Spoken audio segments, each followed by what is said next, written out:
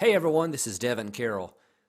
Since I founded Social Security Intelligence back in 2014, there's been one topic that's gotten me more questions than anything else, and it's about Social Security for educators. So I'm really excited to do this today. Hope you find a tremendous amount of value in it. First, I'm not part of or affiliated with the Social Security Administration or any other government entity. Also, I don't provide any tax or legal advice, and I hope you don't take any of this as such. So, before we jump into Social Security for educators, I'm going to make an assumption. And that assumption is that you already have a good grasp of the Social Security basics.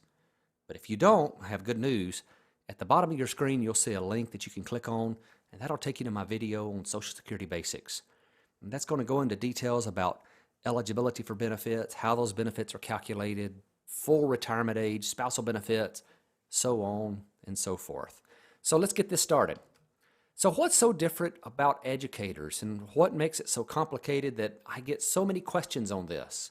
Well, first, I think it's important to point out that not all states have these strange rules for their teachers. Only the states in red, for the most part, do not participate at all in Social Security. Those states in dark blue partially participate, and it varies by school district. And then the states in light blue, teachers are covered by Social Security. Now, there's a caveat to make about the states in red. The general rule is that teachers are not covered in those states. But, for example, in my home state of Texas, there are several school districts scattered throughout the state that do participate. And it's those types of districts, and then in the states where teachers do participate, that makes it really complex.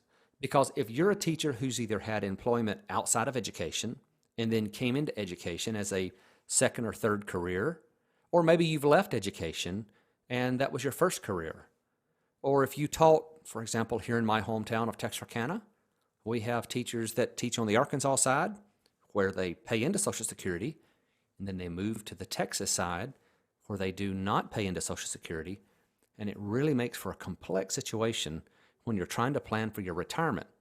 So I want to make this make sense as much as it is possible. So, if the following applies to you, there are some additional Social Security rules. First, if you have employment where you did not pay Social Security taxes and you qualified for a pension from that job. Now, right now, the way the laws are written, that second part has to happen. So you can't just have employment where you did not pay Social Security taxes. You must have qualified for a pension from that job. So if this applies to you, there are two rules that you need to know about. The first is the Windfall Elimination provision. The Windfall Elimination provision only applies to the Social Security benefits from your work history.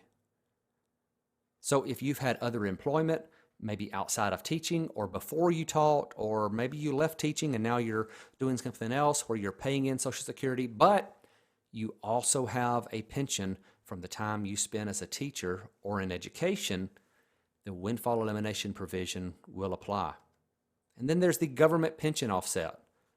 And the government pension offset only applies to your Social Security spousal or survivor benefits. Now, the reason it's important to keep these two distinctly different is that there are different calculation methods for how much the reduction will be. So first, let's jump into the Windfall Elimination provision and take a look at it. Now remember, it only affects your own benefit. It cannot be more than 1/2 of your teacher's pension. However, this is capped at a maximum of $428. Now that's the number for 2016. It changes every year, generally increases. So you'll see that change in the years ahead. Now there is one caveat to the Windfall Elimination provision. If you have what the Social Security Administration terms as years of substantial earnings, the effect of the Windfall Elimination provision starts to go away. Now, if you have 20 years or less of these substantial earnings, which we'll get to the definition of that in just a moment, you'll see that the maximum Windfall Elimination reduction in the right-hand column is $428, so the full amount. But if you have 21 years of substantial earnings, and that's generally earnings from outside of teaching or outside of education, that amount starts to come down. And at 22 years, it's $342, all the way down to 30 years, at which point the windfall elimination provision no longer applies. Now, when we get to this, everyone always wants to know, so what's substantial earnings and what qualifies? Just how substantial do these earnings need to be? The Social Security Administration publishes a table that says exactly how much these earnings are, and they may not be as much as you think. So, for example, in 1980, substantial earnings were $5,100. It's possible that you may have earned that just from outside work, part-time employment, or something like that.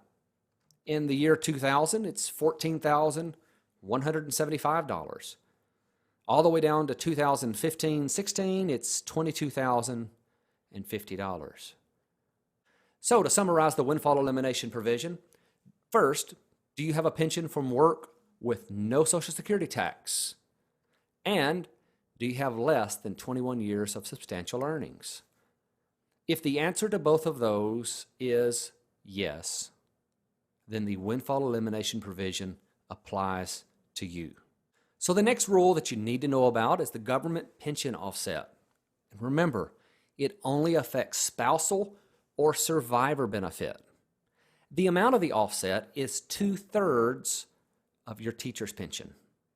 So if your teacher's pension is $3,000, it will offset your Social Security spousal or survivor's benefit by $2,000. Now, this one is a little bit more complex than the windfall elimination provision, which I consider to be somewhat straightforward. It's either $428 or it goes down slightly till it's nothing. But this, the government pension offset, has the ability to completely wipe out a Social Security benefit. Let's go through an example here. Let's look at my friend Michelle. Michelle worked as an accountant with her husband in an accounting practice they own until a few years in, she figured out that she just really didn't like accounting. And so she left, wanted a challenge, and decided to be a teacher. So for the next 30 years, she taught. She retired at 66, and her husband thought that idea was great, and he retired as well. So she started getting her TRS pension of $3,000, and he filed for Social Security and started getting his check for $2,300. So let's walk through the government pension offset reduction formula. So if her TRS pension is $3,000, and we know that the reduction is 2/3 of that, that means that there is a $2,000 reduction applied to either survivor or spousal benefits. Now, if you've watched my Social Security Basics video, you'll know that spousal benefits are about 1/2 of the higher earning spouse's benefits, and survivor benefits are 100% of the higher earning spouse's benefits when they are deceased. So if we look at this example here, and we take his Social Security benefit of $2,300, so under normal circumstances, she would be entitled to 1/2 of that, or $1,150. However, in this example, remember there's a $2,000 reduction. So she's not going to get any spousal benefits. Now, if he passes away, she is entitled to a survivor benefit, which, again, under normal circumstances, would be $2,300. But because of the application of the government pension offset, it would reduce that amount by $2,000, leaving her with a $300 survivor benefit. Now, this is an area that a lot of people talk about how it's not fair. And you know what? I kind of agree with that.